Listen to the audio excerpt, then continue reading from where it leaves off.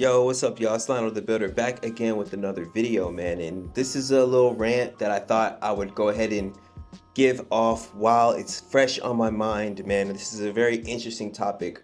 I had a conversation with one of my mentors here as he was trying to give me advice with something that I'm dealing with personally. And that is, what does it mean to go from like freelancing to securing bigger clients, right? To where things are starting to like get higher than you imagined them being, more opportunities and closing the deals, scaling your team, handling all of that stuff, right?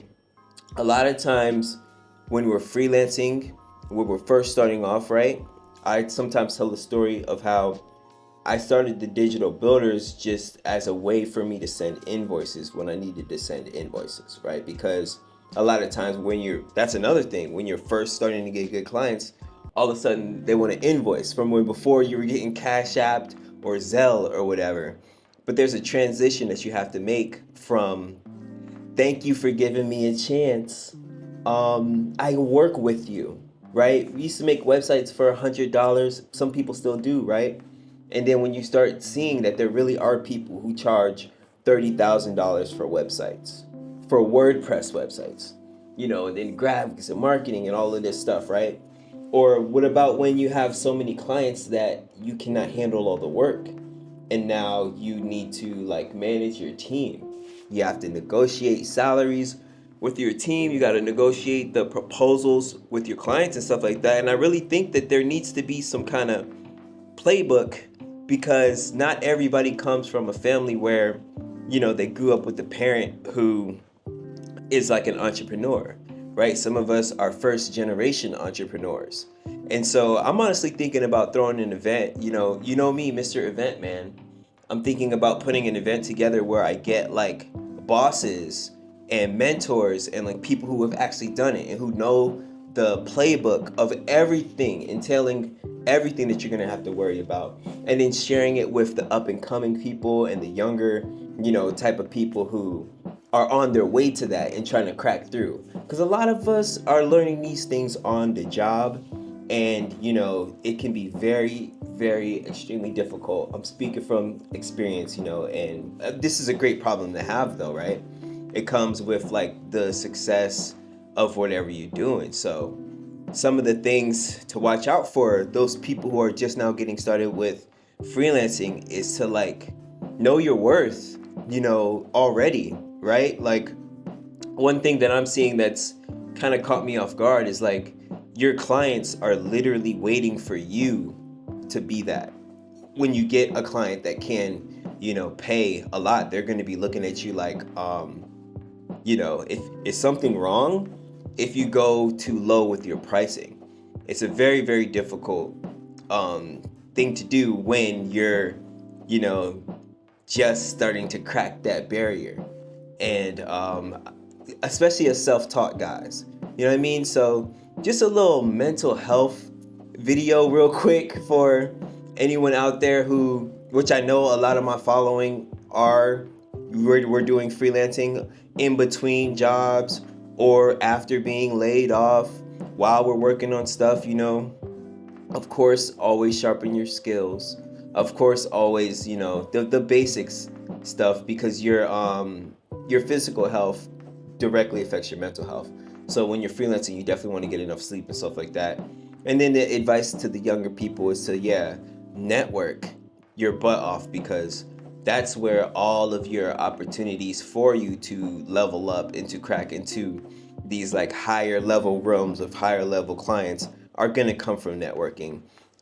If not direct word of mouth from the previous client that you did before. Find a team that is talented, that can help you, that you can rely on. And then, you always want to pay your team enough to keep them, right? Because you don't want your team getting scooped up by like a real company when you're trying to build that company, right? I was telling my homie earlier today that with the digital builders as a company, like there's two different sides, okay? We have the community side where we throw events for the people, but then it's also like a marketing thing and a way for us to like meet more people. It checks all of the boxes as far as like we want to network, we want to build our community, we want to build, you know, people up, and we want to meet more people, but then we also want to meet more clients. Boom, throw an event, everything's in there. So digital builders have an event side, and then we have a software services side, where with the software services, now we do anything. We do graphic design, marketing, social media management, SEO, analytics, website, build a software, build an app. You know, we can do anything. And, you know, with that, and that's my personal playbook that I don't really mind sharing at all. I really believe that even though this tech market is tough, there still is enough out there for everybody. But we do all know that the times are hard. And, you know, every time that I crack another barrier, crack another layer, take another step up, I always try and record and share my perspective of what, you know, new issues I'm going through, in the chance that this stuff is going to help somebody one day. You know what I'm saying? Because I know how hard it can be, and I really learned everything from YouTube, from when I first started off. Way back in the day, I started off with Photoshop, was probably the first tutorial that I did on YouTube, and then it went from that to like Final Cut, editing videos, and then whenever I needed a logo for something, or whenever I needed to make a flyer, I came straight to YouTube. All the way to me today in building software or building whatever mission of the day. Whenever duty calls, I go straight to YouTube. So hopefully this can help the freelancers out there.